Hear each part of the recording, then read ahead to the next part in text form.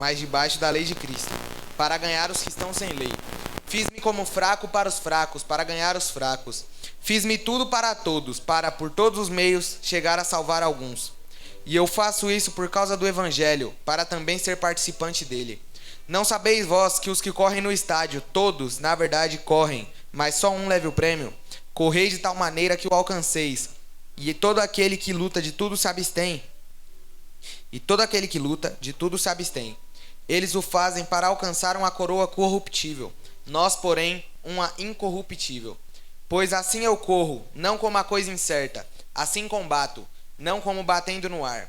Antes, subjugo o meu corpo e o reduzo à servidão para que, pregando aos outros, eu mesmo não venha de alguma maneira a ficar reprovado. Glória a Deus. Meus irmãos, podem se assentar? Aqui, nós vamos conhecer um pouco a história do nosso irmão Paulo. Paulo, que foi um grande evangelista da palavra do Senhor. Paulo esse que foi um grande pregador da palavra do Senhor. Paulo que viajou pelos 4 cantos da terra, exortando e falando para o povo, para que eles pudessem se converter a Cristo. Paulo que foi sobre todos os cantos da terra pregando sobre o sacrifício. Mas hoje, eu quero falar um pouco da história de Paulo, antes que ele pudesse ser conhecido como Paulo. Eu quero falar sobre Saulo de Tarso. E para isso eu preciso voltar lá em Atos. Saulo era um perseguidor dos cristãos. Saulo era um homem agressivo. Saulo era um homem que não aceitava ser contrariado. Saulo era um judeu que tinha um zelo destrutivo pela lei, tinha um zelo destrutivo pela Torá. Ele não queria nada fora da lei. Para ele, aquilo que estivesse fora da lei estava errado. E para ele, Jesus estava fora da lei. Então, Saulo era um homem que era contra Cristo. Saulo era um homem anticristão. E além de judeu, ele também era fariseu. Ou seja, Saulo fazia parte da seita daqueles que foram responsáveis pela crucificação de Jesus. Saulo era judeu e fariseu com um zelo destrutivo pela lei. Saulo era 100% anti-evangelista. Ou seja, Saulo aqui, ele era um homem totalmente contra Cristo.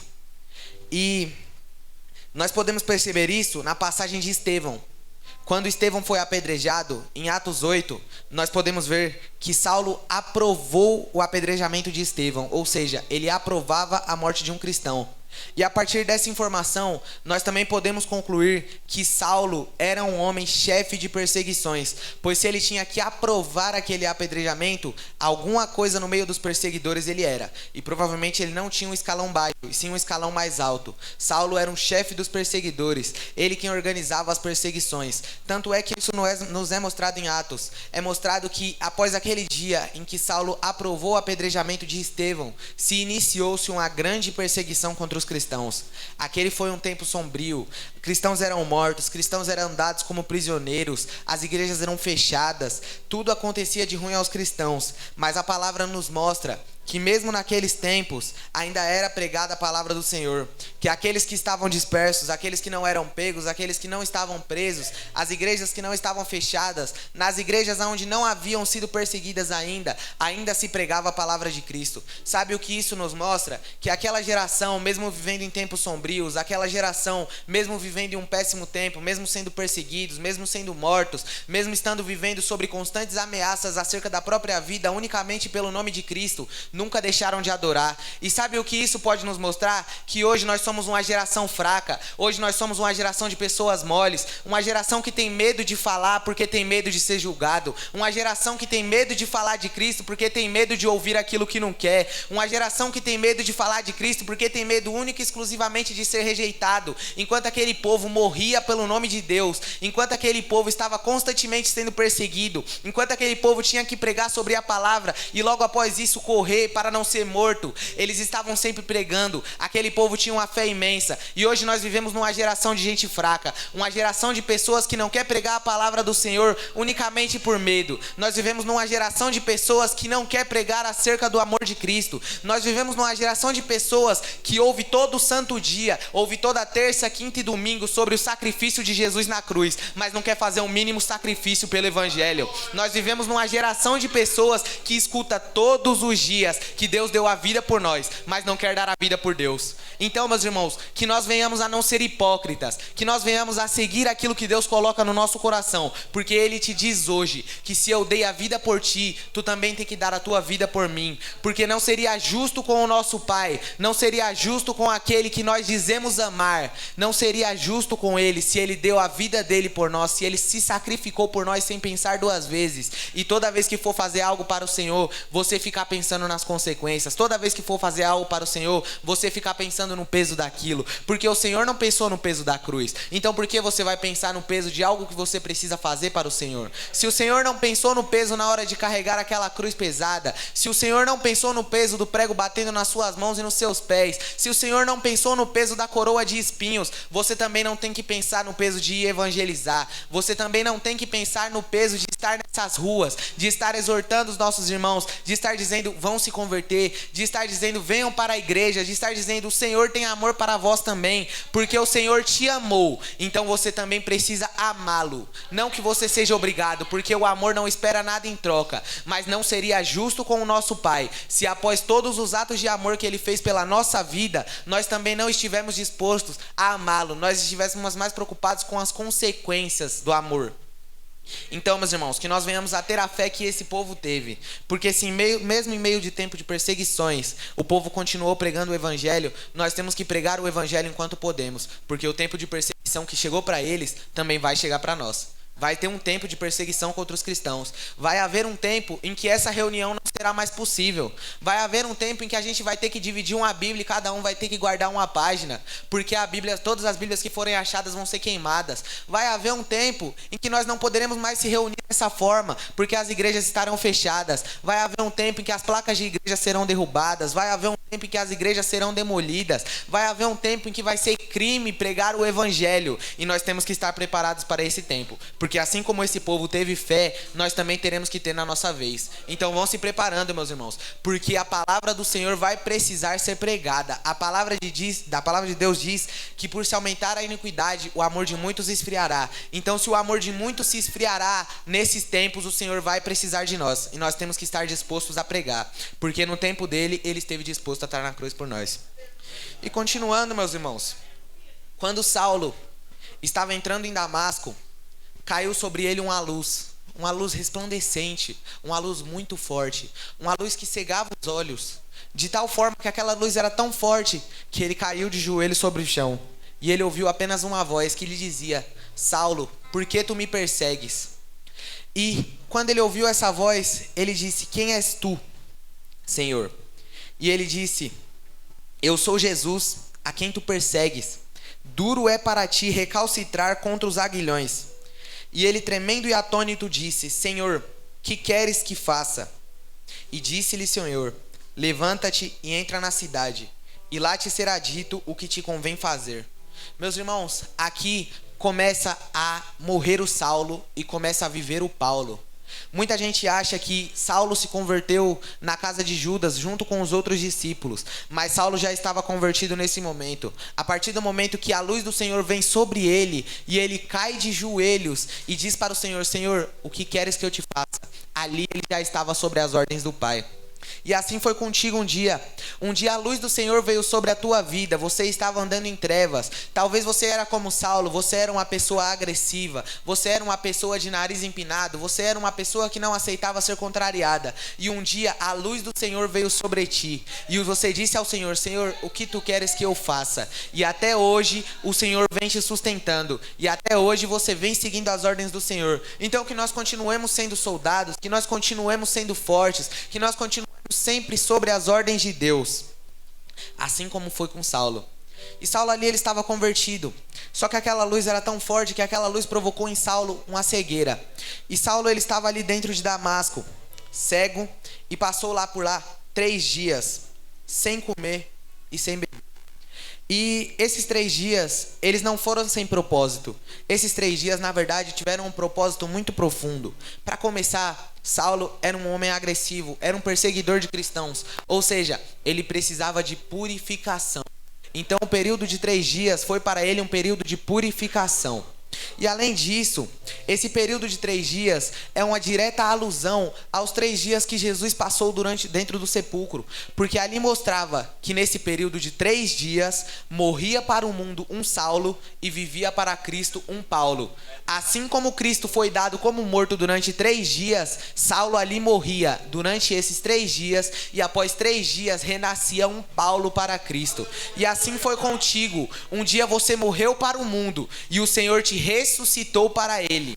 Você é morto já para o mundo. Você foi morto para os costumes do mundo. Lá no mundo você já é dado como morto. Você não existe mais lá. Agora o seu nome está escrito no livro da vida e você ressuscitou para Cristo. Então faça valer o seu direito de viver para Cristo, meus irmãos. Vamos viver para Cristo, vamos glorificar a Ele, vamos exaltar a Cristo todos os dias, porque Ele é um homem tão bom. Cristo é um Senhor tão bom para nós, que Ele nos tirou daquele mundo. Ele nos tirou de um mundo cheio de sujeira, cheio de pecado, e nos colocou em um lugar santo, e nos colocou o nosso nome em um livro da vida. Ele nos deu a vida eterna. Ele te deu o direito de vida eterna. Então faça valer o teu direito de vida. Glorifique o nome de Jesus, exalte o nome dele. Dê um glória hoje, meu irmão, dê um glória amanhã, dê um glória semana que vem, dê um glória todos os dias. Faça valer o teu direito de glorificar ao Senhor, porque Ele te deu esse direito. E assim como foi com Saulo, após os 3 dias de purificação, veio Ananias, um discípulo do Senhor, e Deus falou para ele que ele tocasse em Saulo, porque ali a visão dele seria curada. E Ananias ficou com medo, porque Saulo era um perseguidor. Então ele até questionou ao Senhor. Ele disse: Senhor, aquele é um perseguidor de cristãos. Como que eu vou em direção àquele homem e vou tocar nele? Certamente ele me matará. E o Senhor disse para ele: vai, porque este é para mim um vaso escolhido para levar o meu nome diante dos gentios e dos reis e dos filhos de Israel. Sabe o que isso significa? Que às vezes o que aconteceu na tua vida, o processo de mudança, a virada de chave que o Senhor fez na tua vida foi tão rápido que muitas pessoas não vão acreditar. Muitas pessoas vão olhar para você e vão falar: isso aí é fogo de palha. Rapidinho ele volta a ser o que ele era. Rapidamente ele volta para aquele mundo. Rapidamente ele volta aos velhos costumes, aos antigos costumes. Mas o Senhor está dizendo para ti que você é vaso escolhido, que você está escolhido por Ele para levar o nome dele aos gentios, aos reis e aos filhos de Israel. Então não interessa quem ache que você é fogo de palha, não interessa quem ache que um dia você voltará aos velhos costumes. O Senhor está dizendo: eu já te escolhi e te separei como vaso para proclamar o meu nome. Então assim como foi com Saulo, que era um perseguidor de cristãos, que ninguém acreditava, que todos ficaram atônitos quando Saulo foi transformado em um Paulo, assim é contigo. Ninguém vai acreditar, todos ficarão atônitos na transformação que o Senhor já fez na tua vida e a transformação que Ele continua fazendo. O Senhor diz que Ele te transformou e ninguém acredita na transformação que Ele fez em ti. Ele te diz que você é vaso escolhido nessa noite. Então glorifique o nome dEle, meus irmãos. Porque nós somos vasos escolhidos. Cada um que está aqui foi escolhido a dedo pelo Senhor. Acreditem nisso, que se você está aqui, um dia você já esteve lá fora, e um dia você foi escolhido. Eu mesmo fui escolhido, o pastor um dia foi escolhido, os irmãos que estão aqui, todos foram escolhidos por Cristo. Então agradeça a Deus, porque Ele te escolheu um dia. Ele escolheu te amar naquela cruz, e Ele te escolheu a dedo para que hoje você estivesse aqui. Assim diz o Senhor dos Exércitos. E um detalhe que eu esqueci de falar é que quando Saulo ia para Damasco, ele estava indo para Damasco com homens, e ele já tinha a carta de um sacerdote para fechar as igrejas cristãs e para prender homens e mulheres cristãos. Ou seja, ele ia para Damasco no intuito de prender cristãos. Ele ia para Damasco no intuito de acabar com o culto de Cristo. E ia com ele alguns homens. E quando chegaram lá, que Cristo começou a falar com Paulo na entrada daquele local, aqueles homens paralisaram.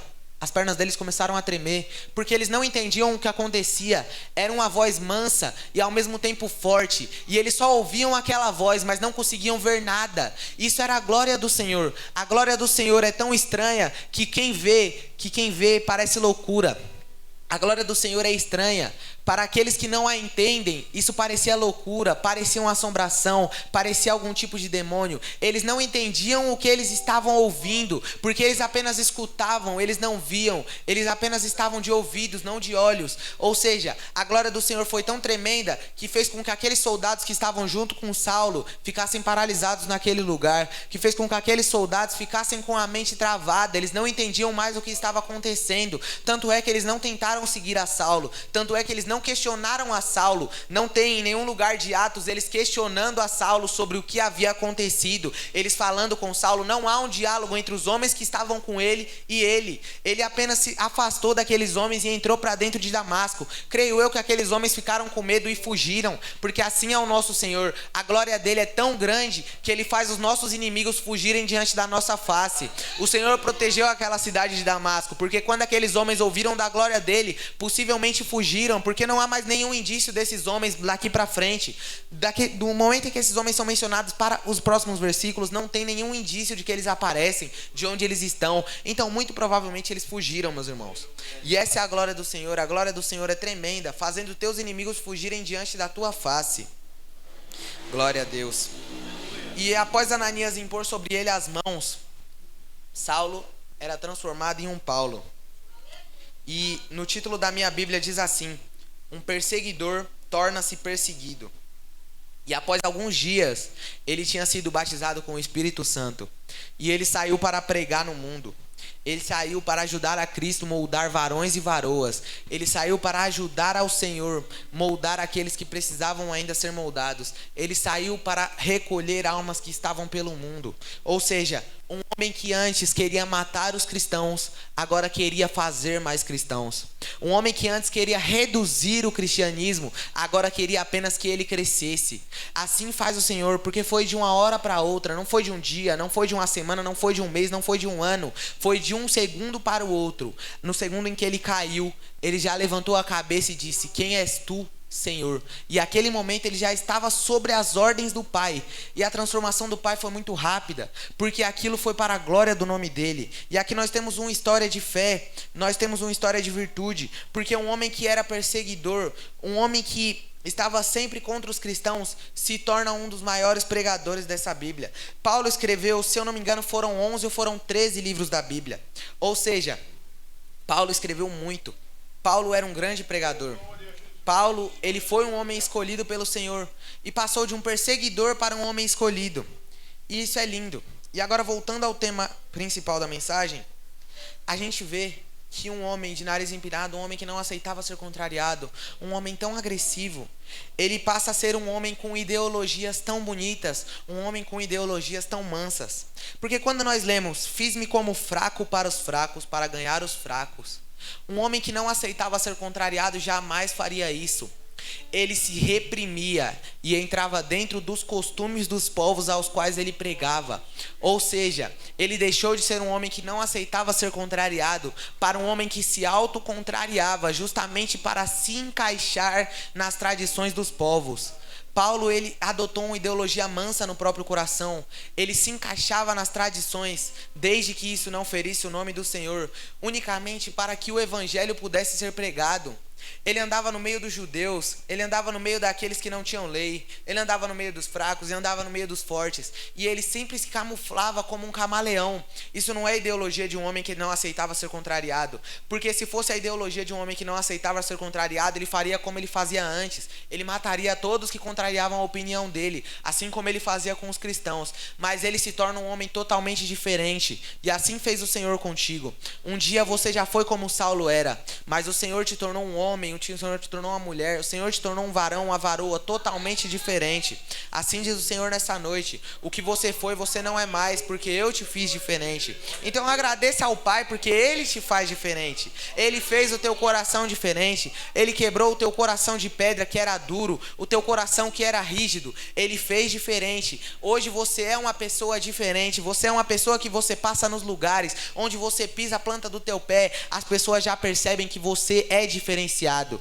que o seu pensamento não é como o delas. As pessoas já percebem que você é mais manso, as pessoas já percebem que você é mais humilde, porque assim foi com Paulo. Paulo era um homem agressivo, mas Paulo passou a ser um homem que onde ele pisava as pessoas percebiam a sua humildade, porque ele sempre estava por dentro das tradições, desde que isso não ferisse o nome de Cristo. Ele estava sempre se rebaixando, unicamente para que o evangelho do Senhor pudesse ser pregado. Então, meus irmãos, que nós venhamos também a nos rebaixar, se isso signifique que o evangelho do Senhor poderá ser pregado. Não se importem, meus irmãos, de ter que se reprimir uma vez ou outra, de ter que entrar nos padrões de outra pessoa para que você possa pregar o evangelho a ela, porque isso é rotineiro. Muitas pessoas não vão aceitar se você vier querendo impor costumes sobre elas. Muitas pessoas vão renegar o evangelho se você tentar impor os seus costumes de uma vez sobre elas. Então, por que ao invés de tentar impor os seus costumes, você não impõe os costumes da pessoa sobre você e começa a gradativamente pregar para ela? Seja uma pessoa na tua faculdade, uma pessoa na tua escola, uma pessoa no teu trabalho, que você venha se inserir nas tradições dela, desde que isso não fira o nome do Senhor, e pregue gradativamente a ela, meus irmãos. Que nós venhamos a ser mansos, nós venhamos a ser humildes, para que nós possamos espalhar mais ainda o nome do evangelho. Assim como Paulo foi manso e humilde, que nós possamos haver ser assim. E Paulo também nesse capítulo, ele continua a falar, para finalizar, ele fala sobre corredores, que muitos correm por um prêmio, só um leva o prêmio. E eles correm por um prêmio, uma coroa corruptível, uma medalha corruptível. O que significa isso? O tempo leva, o tempo destrói. Os homens podem tomar, os ladrões podem roubar, pode ser furtado, pode ser destruído, pode ser queimado, pode se acabar. Corruptível é algo que se acaba. E ele diz que nós corremos por algo incorruptível. E sabe o que nós corremos que é incorruptível?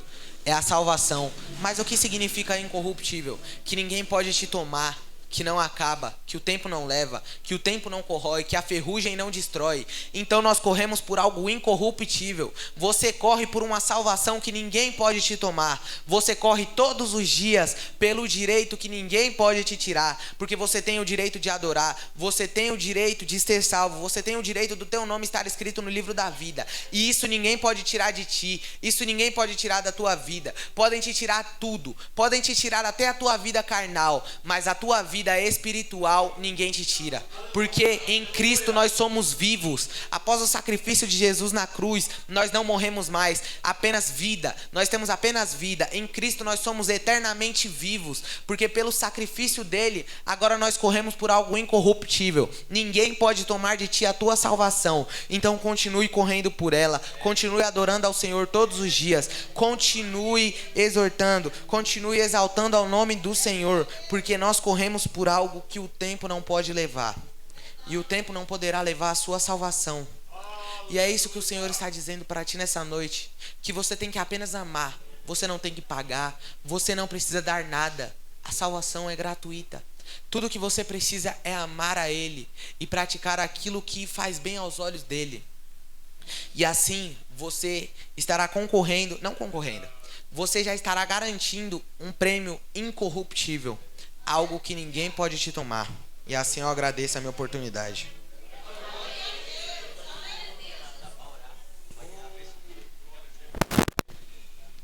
Meus irmãos, vamos se colocar de pé e fazer uma oração?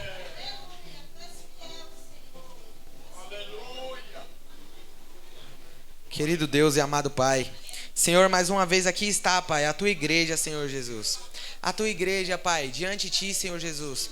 Pai, nós estamos aqui, Senhor, após essa palavra, Pai, que o Senhor trouxe diretamente dos céus, Pai, para te agradecer, Senhor. Agora, Pai, vem abençoando essa igreja, Pai. Vem realizando, Pai, os propósitos, Pai. Vem transformando Saulos em Paulo, Senhor Jesus. Vem abençoando, Pai, e vem fazendo com que os nossos inimigos corram diante da nossa face, Senhor Jesus. Vem nos fazendo um exército poderoso, Pai. Um exército que não tem medo de proclamar o teu santo nome, Pai. Vem nos fazendo pessoas corajosas, Senhor Jesus. para que cada dia mais, Senhor, nós possamos estar evangelizando, nós possamos estar infiltrados no meio daqueles que estão sem lei. Não que nós estejamos sem lei, nós estamos debaixo da tua lei, mas para que cada dia mais, Pai, nós possamos estar infiltrados no meio daqueles que não conhecem a Ti, pregando o Teu evangelho, Pai, exaltando o Teu santo nome, Pai, porque o sacrifício que o Senhor fez na cruz por nós, Pai, foi por isso, Senhor Jesus. Obrigado, Pai, pelo Teu amor, Pai. Obrigado pelo sacrifício no Calvário, Senhor Jesus. Que nós possamos, Pai, um dia, Senhor Jesus, não há como nós te recompensarmos, Senhor Jesus, mas muito obrigado, meu Pai. Nós te amamos, Senhor Jesus, e aqui está a Tua igreja, Pai, em oração, Pai, para te pedir bênçãos, Pai, para te pedir coragem, para te pedir força, para te pedir saúde, Pai. Aqui está a Tua igreja, Pai, que está te pedindo, Pai, amparo, Senhor Jesus. Venha nos amparar, Pai, venha nos tornar cristãos mais fortes, Senhor Jesus, e venha nos ajudar, Pai, para que nós estejamos, Pai, garantindo o nosso prêmio incorruptível, Pai, para que um dia nós possamos estar aí, Pai, nas Tuas bodas, Senhor Jesus, para que um dia nós possamos te abraçar, Pai, para que um dia nós possamos ver a Tua glória, Pai, para que um dia nós possamos ver a Tua luz resplandecente sobre nós, Senhor Jesus, para que um dia nós possamos ter asas como de anjos, Pai. Vem nos abençoando, Senhor Jesus, para que um dia, Pai, nós possamos te abraçar e dizer, Pai, Tu é tudo que nós queríamos, Senhor Jesus. Vem abençoando, Pai, vem dando bênçãos, Pai, vem entrando no coração de cada um dos irmãos, Pai, vem mudando o pensamento, Pai,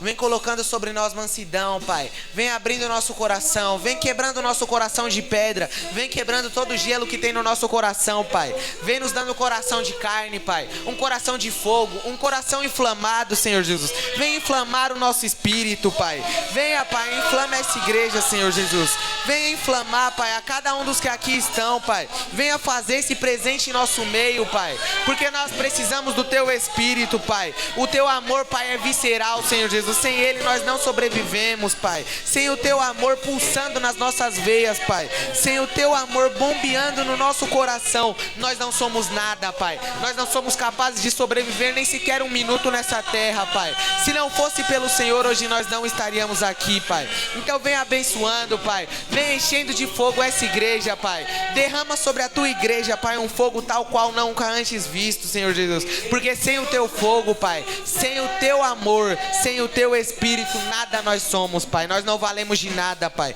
Nós não somos nós nada além de vasos vazios, além de servos inúteis, além de algo que se joga fora, Pai. Mas com o Senhor nós somos tudo, Pai. Com o Senhor nós conseguimos, com o Senhor nós somos mais fortes. Contigo, Senhor Jesus, nós somos um exército poderoso. Contigo, Senhor Jesus, nós temos força nas nossas mãos, Pai. Contigo, Pai, apenas contigo nós conseguimos, Pai. Apenas contigo nós somos capazes, Senhor Jesus. Apenas contigo nós conseguimos prosseguir. Então vem abençoar a Tua igreja, Pai. Vem, Pai, batiza com o Espírito Santo, Pai. Traz o Teu Espírito Santo, Pai. Faz-se presente em nosso meio, Pai. Anda nos corredores dessa igreja, Pai. Toca cada um dos seus irmãos, Pai.